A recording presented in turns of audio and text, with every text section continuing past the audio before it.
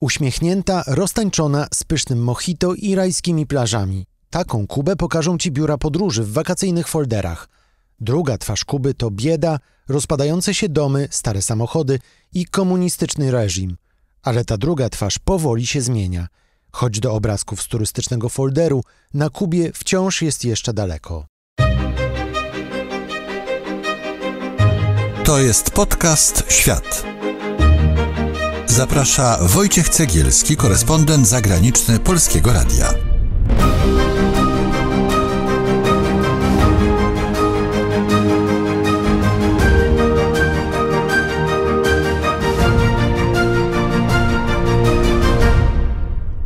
Kuba przez ostatnie dekady uznawana była za ostatni na świecie bastion komunizmu. Kraj był rządzony twardą ręką najpierw przez Fidela, a potem przez Raula Castro. Ale w ostatnich latach pojawiły się tam zakazane wcześniej telefony komórkowe, internet, prywatne biznesy, a nawet protesty. Zapraszam Cię dziś na Kubę, wyspę, która powoli się zmienia i zaczyna zamykać rozdział zatytułowany Komunizm. Ten odcinek po raz pierwszy opublikowaliśmy w sierpniu 2021 roku. Takich scen Hawana nie widziała od co najmniej 30 lat. W lipcu na ulice kubańskiej stolicy wyszły tysiące ludzi. Powodem pierwszych od lat tak licznych antyrządowych protestów była pogarszająca się sytuacja gospodarcza. Oni chcą, żebyśmy umarli z głodu. Hawana zaraz się zawali. Nie mamy domów, nie mamy pieniędzy, nie mamy nic. Oni mają pieniądze na te swoje hotele i chcą nas wziąć głodem.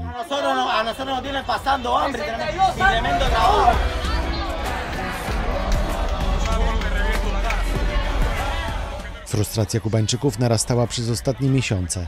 Ludzie tracili pieniądze, bo pandemia zamknęła kraj na turystów i odebrała zarobek wielu miejscowym. Pierwszy raz od wielu lat ludzie tak otwarcie krytykowali władzę. Falleció el comandante en jefe de la revolución cubana, Fidel Castro Ruz. Zmiany na Kubie, ale i w umysłach samych Kubańczyków zaczęły się kilka lat temu, gdy w 2016 roku umarł Fidel Castro. Władza w kraju całkowicie przeszła w ręce jego młodszego brata Raula.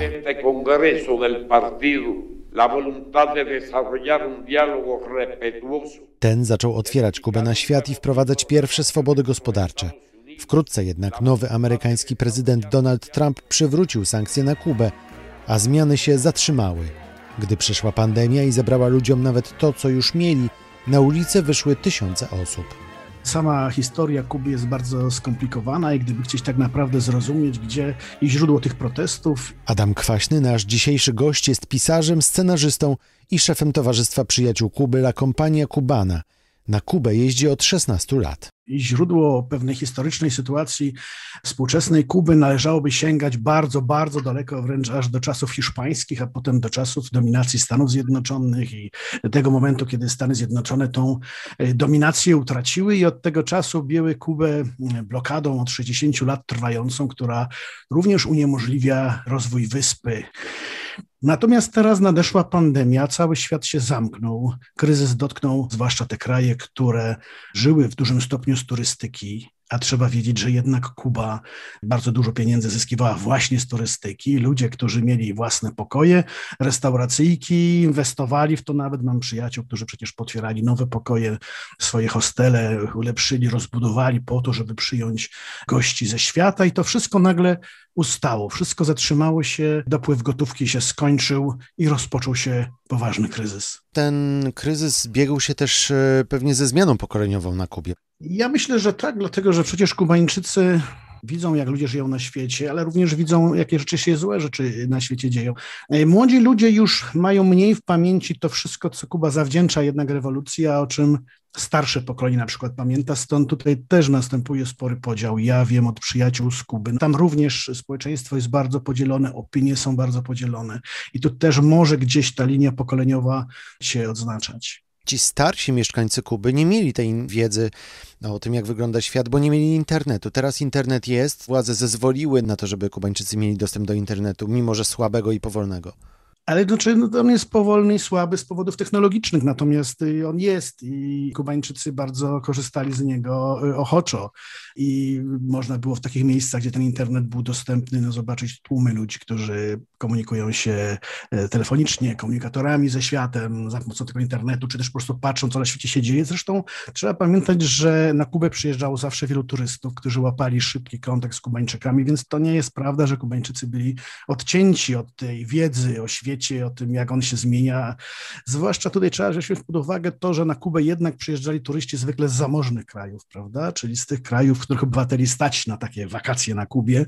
No więc też ten obraz zamożnego świata do nich docierał, no powiem szczerze, nie do końca zawsze prawdziwy, bo nie każdy może na tą Kubę pojechać. Natomiast wielu starszych Kubańczyków, których znam, mają taką sytuację, że zawdzięczają bardzo konkretne rzeczy. Zawdzięczają pewien status społeczny, zawdzięczają wykształcenie.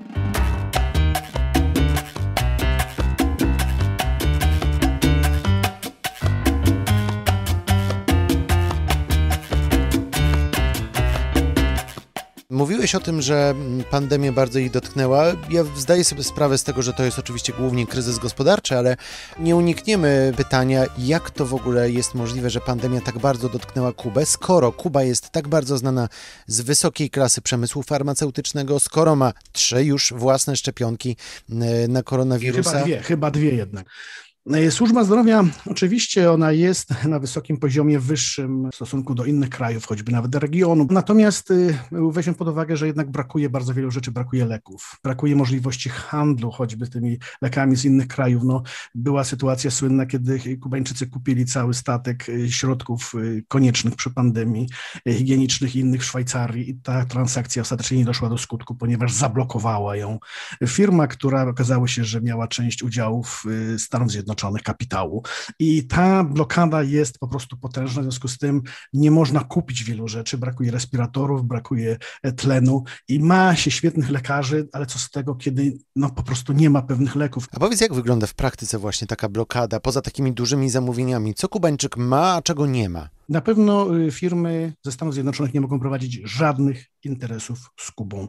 Również firmy, które funkcjonują poza granicami Stanów Zjednoczonych. My jako Towarzystwo Przyjaciół Kuby na przykład, nie mając żadnych konotacji politycznych, mamy ogromne problemy z jednym z banków w Polsce, który nie chce realizować naszych przelewów, ani nie chce zezwalać, żeby do nas przychodziły od naszych kontrahentów środki, mimo że jesteśmy polską firmą z polskim KRS-em, tylko dlatego, że mamy Kubę w nazwie. Firmy, które chcą prowadzić interesy z Kubą, przecież Kuba ma dobre relacje z Kanadą, z innymi krajami, są szantażowane, że po prostu jeżeli będą prowadzić te interesy z Kubą, już nie będą mogli prowadzić interesy ze Stanami Zjednoczonymi. No i nikt, kto poważnie chce zaistnieć na rynku, nie bardzo chce taką sytuację ryzykować. Są takie historie, kiedy okręty, które płyną z towarem na Kubę, muszą ukrywać swoją tożsamość, żeby nie zostały powiązane z firmami pierwszymi, które je tam wysłały. Te statki nawet zmieniają banderę po drodze, po to, żeby zatrzeć ślady, no i w ten sposób takie pirackie wpływają do Hawany. Moim zdaniem jest to okrutnie niegodziwe i właściwie już cały świat oprócz 3 krajów protestuje przeciwko tej blokadzie, że od 60 lat ten kraj został potraktowany tak okrutnie.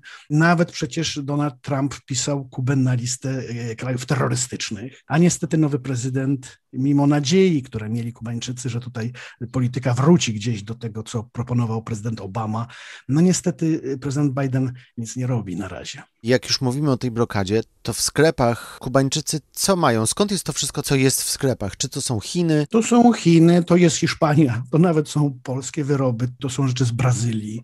Ponieważ sama Kuba nie ma tak potężnego przemysłu wytwórczego. Pamiętajmy, że ona też została sprofilowana już w swojej historii do produkcji tego cukru nieszczęśliwego, który w pewnym momencie już nie funkcjonuje na rynku jako ciekawy towar.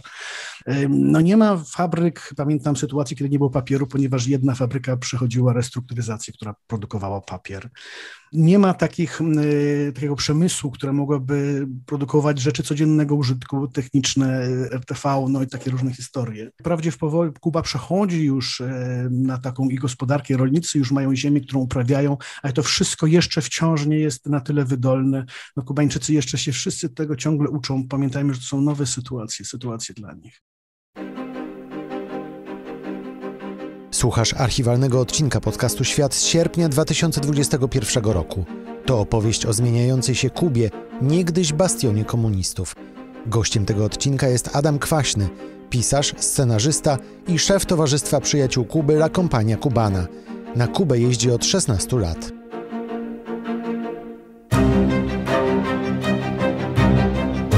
To jest podcast Świat.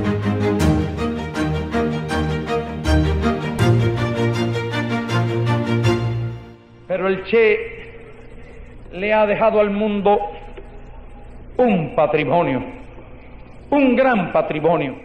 Jak pamiętamy Kubę jeszcze z czasów Fidela Castro, to zawsze Kuba nam się kojarzyła z komunizmem. Jak pamiętasz swoje pierwsze wyjazdy na Kubę i te ostatnie najnowsze, co się zmieniło? Czy to w ogóle jeszcze jest system komunistyczny? Ja powiem szczerze, jak pojechałem na Kubę też pierwszy raz dawno temu, no to miałem taki swój światopogląd, taki troszkę środkowoeuropejski. A tam zobaczyłem coś zupełnie innego, to znaczy zobaczyłem, że to jest o wiele głębszy problem. Jak zacząłem go zgłębiać, bo gdzieś pokochałem tą wyspę i szukać różnych informacji w historii, zobaczyłem, że to wszystko nie jest takie proste. Ja myślę, że to, co teraz tam jest na Kubie, to nazywam w taki sposób kapitalizmu Karibenu. Też mają problem z tym, jak przejść do pewnej gospodarki rynkowej, bo wszystkiego na żywioł się puścić nie da. Nie można doprowadzić do jakiegoś wielkiego rozwarstwienia społeczeństwa, które i tak powoli następuje.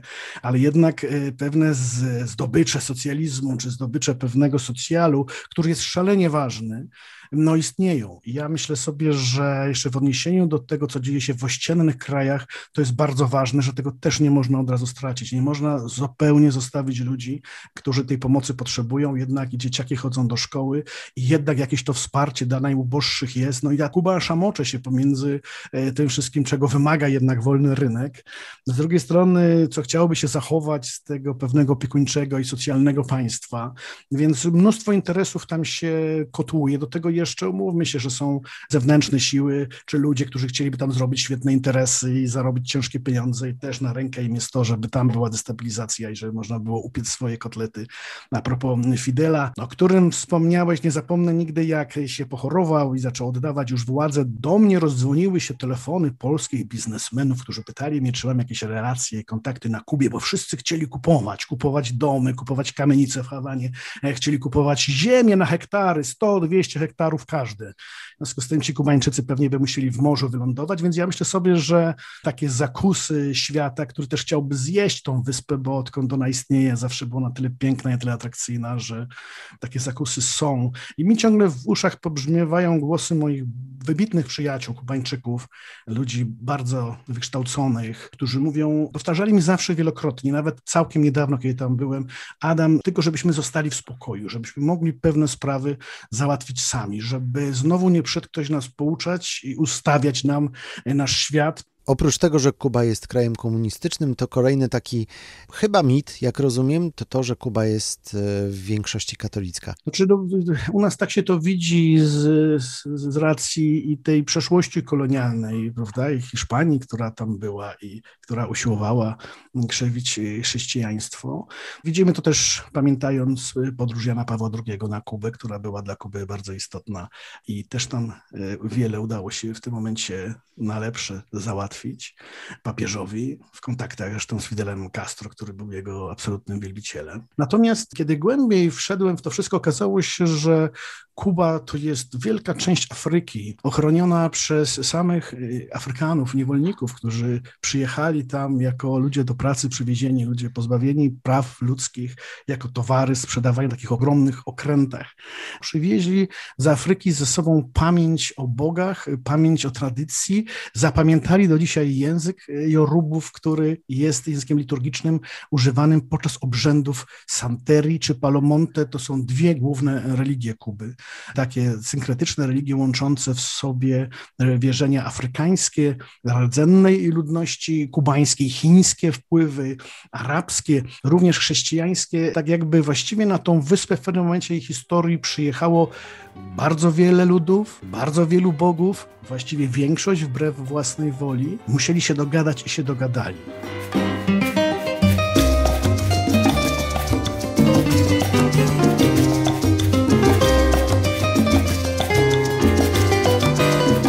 Co musiałoby się zmienić, żeby Kuba stanęła na nogi? Czy to jest kwestia zniesienia amerykańskiej blokady, zniesienia amerykańskich sankcji? Myślę, że ja nie jestem specjalistą, ekonomistą w taki sposób zupełnie osobisty. Mogę powiedzieć, że na pewno tak. Na pewno blokada, która blokuje kontakty między ludźmi, kontakty ekonomiczne. Przecież to jest najbliższy sąsiad Kuby. Zdajemy sobie sprawę z tego, że to jest wyspa. Ona ma dookoła tylko ocean i niebo. A najbliższym krajem są Stany Zjednoczone, gdzie jest wielu ludzi, którzy mogliby przejeżdżać się leczyć na Kubę, którzy mogliby przyjeżdżać na Kubę na wakacje, którzy mogliby sprzedawać swoje wyroby Kubańczykom i kupować od nich to, co Kubańczycy mogą im sprzedać. Myślę, że to, co próbował robić prezydent Obama, to była słuszna droga. Adam Kwaśny, pisarz, scenarzysta i szef Towarzystwa Przyjaciół Kuby La Compañía Cubana, opowiadał o zmianach, jakie właśnie zachodzą na Kubie. Przypominam, ten odcinek po raz pierwszy opublikowaliśmy w sierpniu 2021 roku.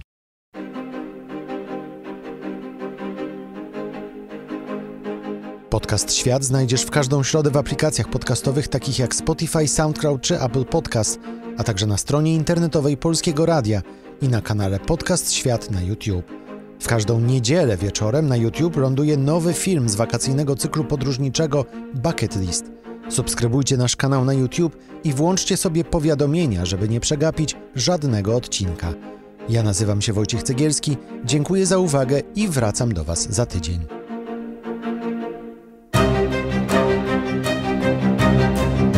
To był Podcast Świat. Do usłyszenia w kolejnym odcinku.